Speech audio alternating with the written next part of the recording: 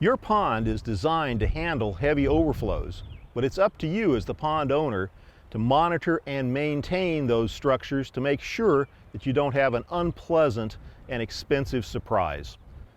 The first point at which the water overflows is called the primary spillway. In our smallest ponds, this is typically a trickle tube that angles through the dam.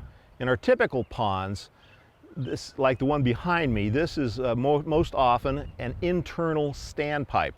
And in our largest structures, our flood control structures, these are typically control towers. The enemy of all of these overflows would be floating debris.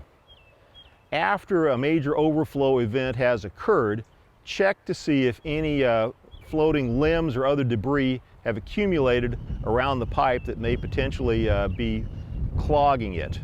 If the overflows are clogged or impeded in any way, one of the major dangers is overtopping.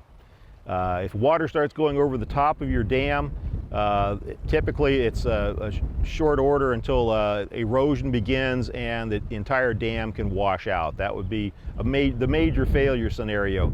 Less dramatic, but equally important would be the failure of the structure itself that can be more incremental. Leakage around a pipe, or in a collapse, or perhaps something besides floating debris clogging it.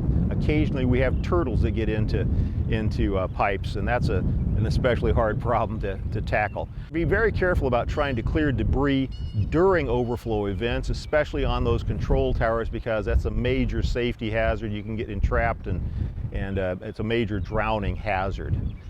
Another thing to watch out for on these structures is just simply being aware that everything has a limited lifetime. It may be from anywhere between 20 and 50 years depending on the structure, but things do corrode and do begin to have structural issues. If you see anything suspicious, snap a picture and visit with your local NRCS office about it. The second point at which water overflows, when the primary spillway can no longer handle the amount of water that's being delivered by the watershed, is called the auxiliary spillway. And typically this is a flat earthen channel around one end of the dam. You need to make sure that this stays well vegetated and that there is nothing blocking the channel there. No structures, nothing added in there that would impede the flow of water. Flowing water has tremendous cutting power.